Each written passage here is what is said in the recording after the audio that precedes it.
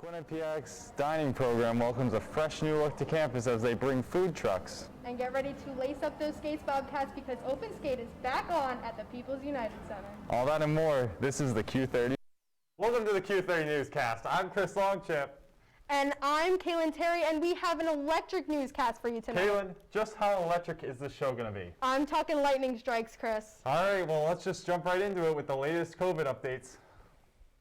COVID cases have been dropping in the last week as only 22 students are still in active isolation. The university is still in a yellow alert after only 108 positive tests since January. Quinnipiac has had 6 new positive cases from this past Monday's testing, bringing the positivity rate to 0.2% out of 2,514 tests. The positivity rate has been nearly the same over the last week at around 0.3%. Students at Quinnipiac have launched a new campaign called QU Culture. Yes, SGA's Multicultural Identity Senator, Amber Pagan, along with Helen Tron, have co-founded QU Culture. Tron says the decision came from Amber wanting to do more to highlight marginalized students' voices on campus. It is a weekly newsletter, and we started out posting it in the MSLC account. It is on Instagram at QUMSLC, and we usually post one every Monday. So that was like how it went last semester. We're expanding. We have 3 different committees. So Amber and I, we are the co-founders, and we have, like, starting with the newsletter committee, obviously we still want to continue that. And it's like a team of 7 who are currently working on producing a weekly newsletter. We're still doing the same stuff, and except we want to make it.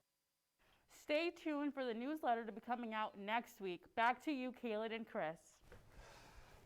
This week, Quinnipiac Dining brought food trucks to campus for students. The food trucks will be accepting meal plan, and the main reason the food trucks were brought in was for students to use the extra meal plan they came in with last semester. Some of the trucks that have already been to campus have been the Chef's Truck, Spuds, and Fork in the Road. There will be plenty of food trucks coming to campuses both daily to the Mount Carmel and York Hill campuses. The food trucks will be on weekly until May. Students who are in quarantine and isolation do not have any amenities, as I know from being in quarantine last semester. Q30's Matt Duronsik talked with PRSSA President Bryn Martin about how her organization was helping students in isolation. You know, if we can find the opportunity to recreate that sense of community and recreate that sense of fun that was on campus, but doing so in a safe and very healthy manner, then that's awesome.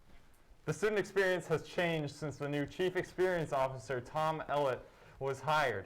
Students are having trouble getting involved on campus, especially the first-year students. Vanessa Blasi spoke with Ellett about how students can get more involved on campus during the spring semester. We are purchasing some of they call them tube balls, I believe, where you can put the tube around you and you kind of go into it and then you can roll and people can push you. We've ordered 8 of those. It's incumbent on us to try to create that affiliation and affinity towards the institutions, so students feel like this is their home. A Quinnipiac student recently co-authored a study which was published in the Oxford Academics Journal for Nucleic Acids Research. Andrew DePass, a senior biology and computer science double major, alongside Dr. Nicholas Goudoche, recently co-authored the study. Activation of the antiviral factor RNase L triggers translation of non-coding mRNA sequences. The research was conducted in a laboratory at the National Institutes of Health. But I really came into it open-minded and really just wanted to get experience inside like a very intensive, place like the NIH. And I was just lucky to come across this lab, and I just... Quinnipiac University will be hosting its keynote event honoring Black History Month. The Problem with Race-Based Medicine, a conversation with Dorothy Roberts, will be held on Tuesday, February 23rd, 2021.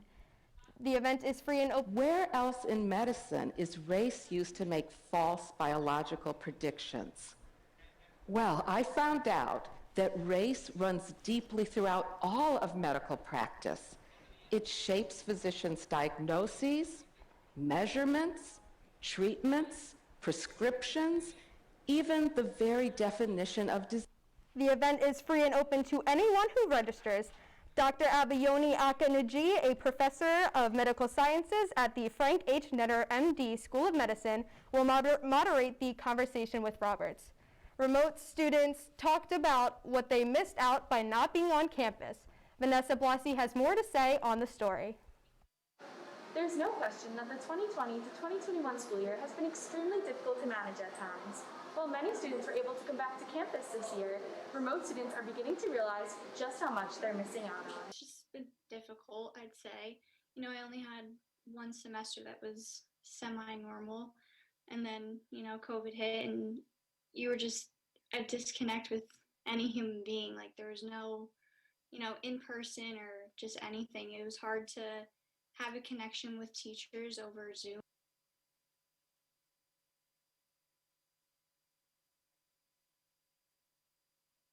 Quinnipiac remote students say that not only do they struggle to stay motivated in classes, but keeping touch with friends is also hard.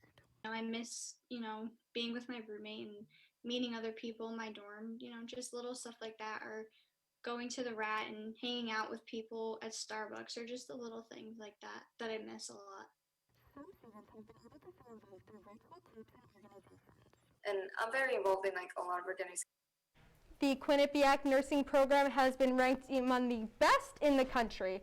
College Factual ranked the undergraduate nursing program among the top 5% in the country. Similarly, U.S. News ranked the graduate program number 92 out of over 190 programs nationwide. Today was Ash Wednesday, and Quinnipiac held services for the event today. The event was held in a different fashion this year because of COVID-19. The ashes were not put on the foreheads of students this year, but instead the chaplaincy sprinkled the ashes on the head of students that attended the service. Quinnipiac Recreation has started free skates at the People's United Center. The free skates will be on Sunday nights, and there will be 2 ice times each week for the students to choose from. The time slots are 8 to 8:50 and 9:10 to 10 o'clock. Each time slot has 12 slots for the students to sign up for. The free skates will be available until the end of March. Coming up after the break, the Prison Project received a large grant. And Vanessa is in the studio to cover all of your political news.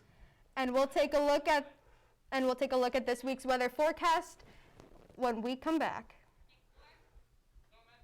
Hey, Chris and Kaylin, thank you for that. As you can see, today we had a high of 31 and a low of 22.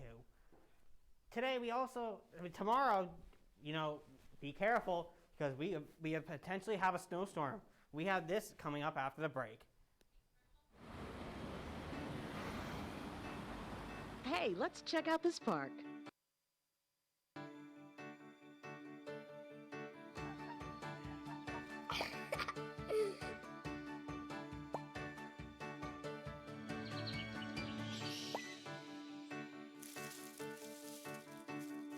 Oh, wow, that's really cool. To find a great local park or forest near you, go to discovertheforest.org. 1 in 3 adults has pre-diabetes. 1 in 3. That means it could be you, your favorite brother, your other brother, you, your football buddy, your football buddy, you, the boss's boss. If 1 in 3 adults has pre-diabetes, that means it could be you, your barber, your barber's barber. Nice work.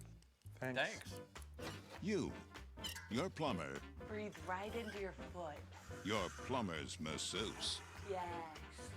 You, your dog walker, On your left.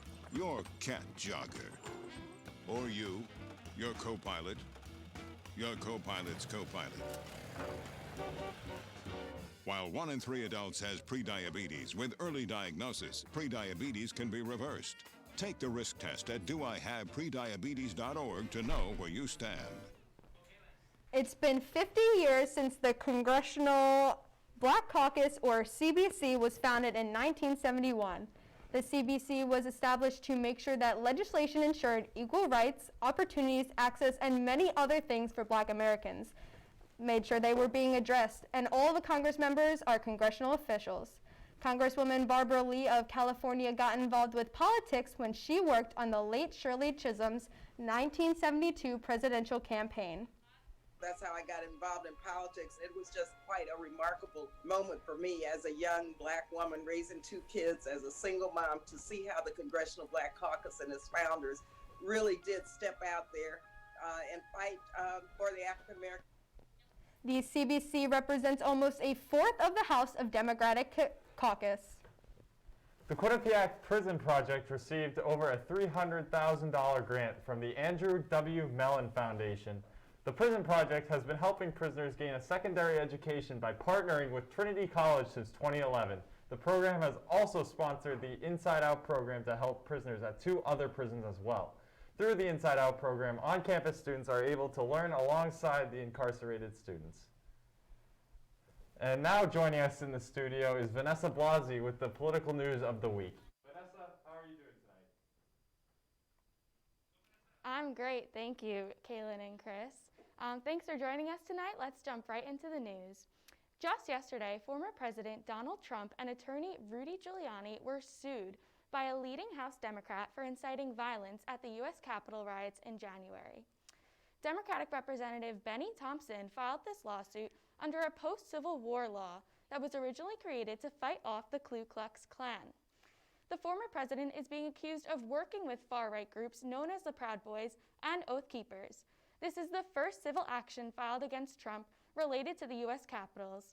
If it proceeds, Trump would be subject to discovery and depositions, requiring him to show details that weren't released during the Senate impeachment trial.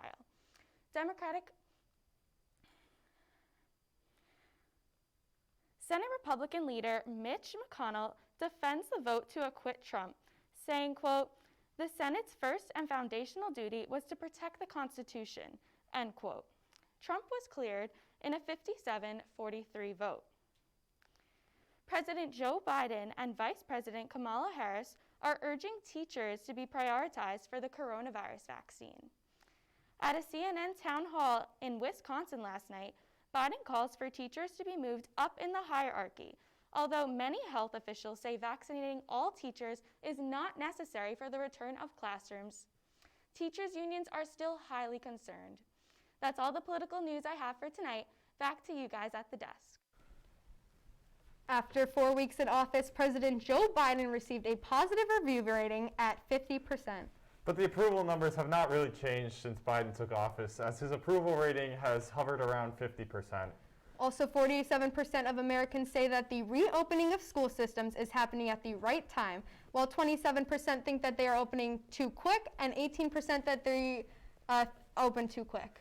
And most people say that they are very or somewhat confident that people in the state that they live in can get the COVID vaccine by the end of the summer. A quarter of Americans, though, say that they are not confident, not so confident, or not confident at all that people will be able to get the vaccine by the end of the summer. Coming up after the break, Alyssa Murphy has you covered with the latest national news from across the country. Plus, learn more about a production studio that is about to shut down in April. Stay with us. There was an old woman who lived in a shoe. She had so many children, she didn't know what to do.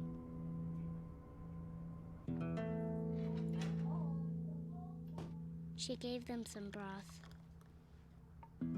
without any bread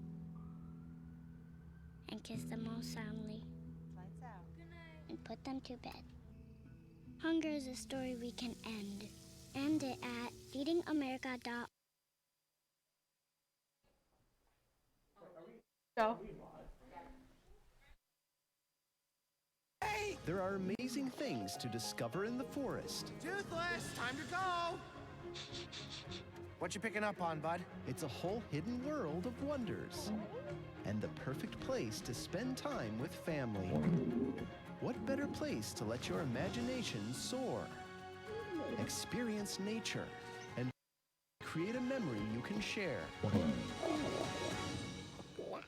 Visit discovertheforest.org to find a forest or park near you. Me and my boy Matt had it good. He had catnip that was off the hook. But one day, he brings a girl home, and she's allergic to cats. Every sneeze was a nail in my coffin. Now I'm in a shelter. It's decent, but they don't even have Wi-Fi.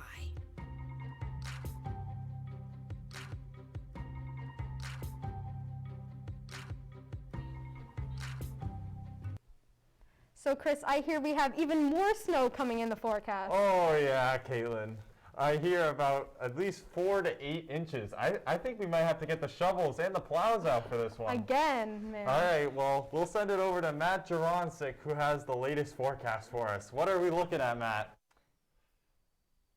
Yeah, before we get to that, let's look at the weather we have, or the temperatures we have right now. Torrington, as you see, we have at 17. Hartford, we have at 20. Along the coast in New London and New Haven, we currently have, much warmer temperatures. And if you look at the 7-day forecast right now, we have Wednesday right now. You see that we are going 31. And as I said, Tuesday, Chris, as you said, Thursday and Friday, we are getting a storm. There is a winter weather advisory that we are going to get 3 to 8 inches supposedly in southern states. Southern counties in the Connecticut area will be hit. If you look at Saturday and Sunday, we look like, it's going to be calm. It's going to be a lot more relaxed. We're not going to see as much snow. But, it will still be that little eerie, being able to just do what you want, but it'll be a lot cloudier. And as you see, on Monday and Tuesday, it will be 38 for the high, 30 for the low. And Tuesday, we'll have 42 for the high and 31 for the low. Back to you at the desk.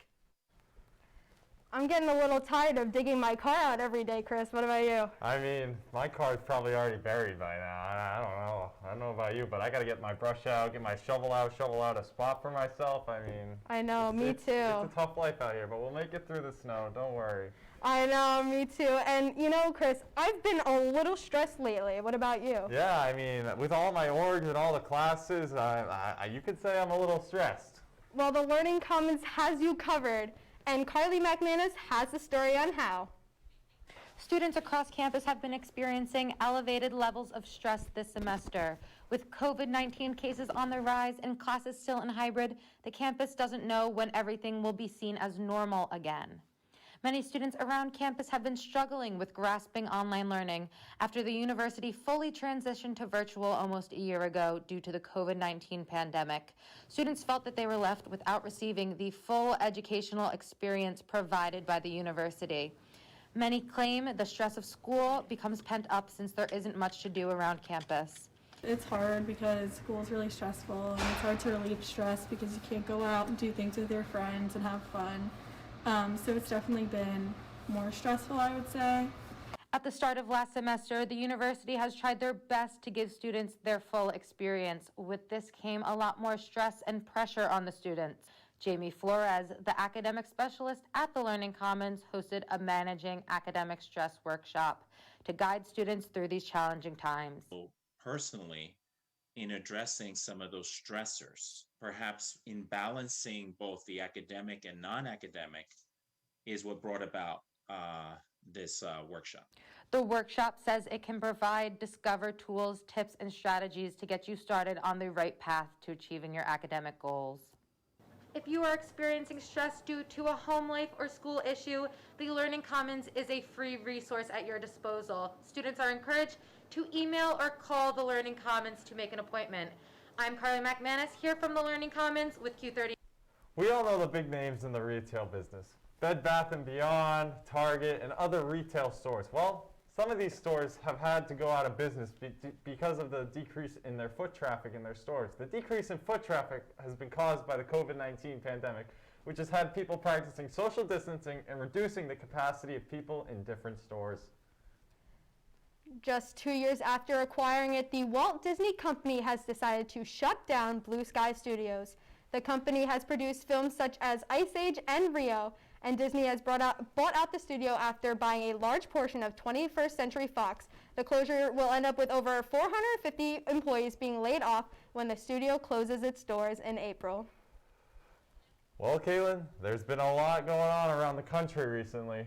Yeah, Chris, the cold weather isn't only affecting us up here. I hear Texas has been getting snow for the first time in years. Yeah, I mean, with the oil fields are freezing, and so gas prices might be going up here soon. So let's see what's going on around the country with Alyssa Murphy here for our national update.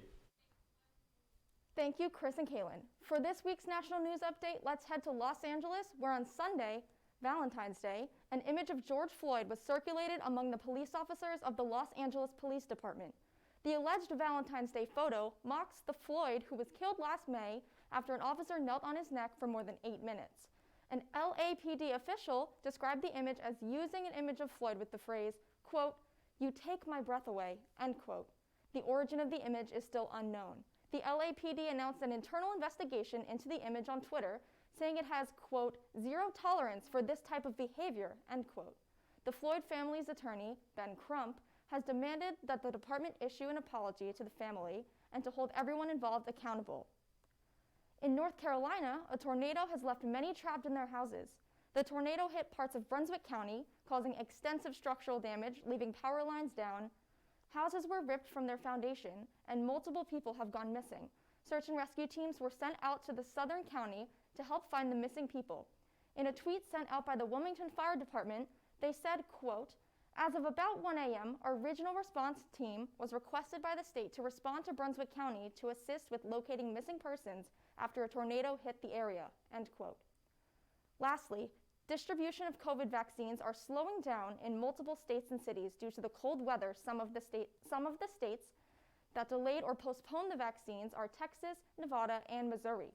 These states and more have announced emergency declarations due to the severe winter storms.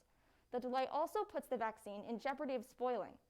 That is all I have for national news this week. Back to you, Kaylin and Chris. After we take our final break of the night, Kylesia Smith joins us in the studio for all of the latest sports updates. We'll be right back.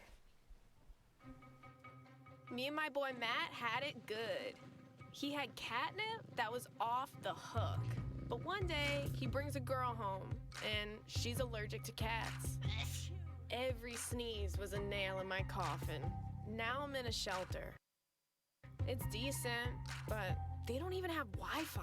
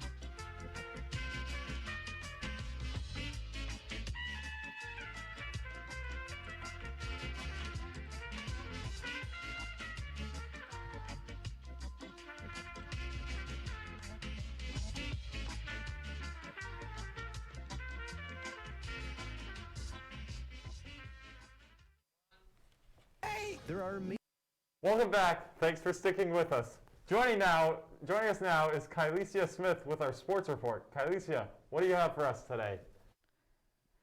Well, guys, let's first kick it off on the hardwood. The Quinnipiac women's basketball team welcomed back their teammate Kat Almeida this past weekend. Kat had been out this season due to thyroid cancer, but she made her return back to the court and definitely made it known during Fairfield on Saturday. As you all can see, Kat Almeida with the clean block, sending the ball back to where it came from.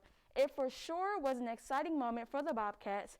The Bobcats ended up with the weekend sweep against Fairfield, securing their second spot in the MAC standings. Moving on to the ice, the ECAC announced changes to the Quinnipiac women's ice hockey team schedule for the upcoming weekend.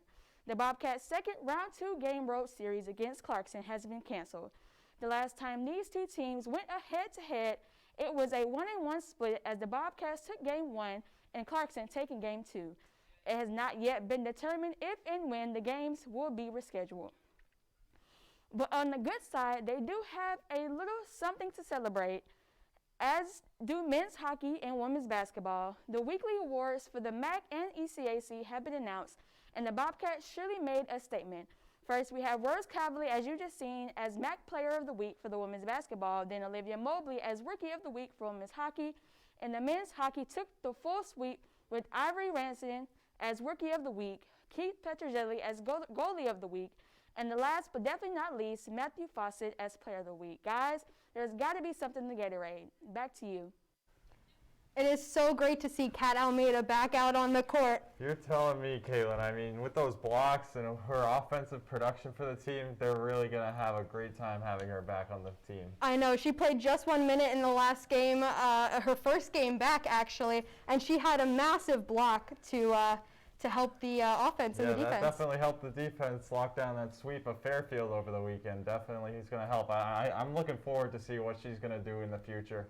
I know, and both Odine Tufto and Keith Petrozelli are runners for awards this week, actually. Yeah, I know. I mean, Odine's had a great season. He's up for the Hobie Baker Award. Keith Petrozelli's been nominated for the Goalie of the Year Award and for all of hockey. So we got some great hockey here in Hamden, and I hope we can keep it rolling here as the season goes on. Right, and if you want to vote for Keith Petrozelli, just tweet #VoteForPetro. And, thanks, Kylisha, for that sports update. Unfortunately, that's all the time that we have for tonight's show. Be sure to check out Q30 on Instagram and Twitter and download our new app to stay up to date with Quinnipiac news as it comes out. I'm Kaylin Terry. And I'm Chris Longchamp. Have a great night, Bobcats.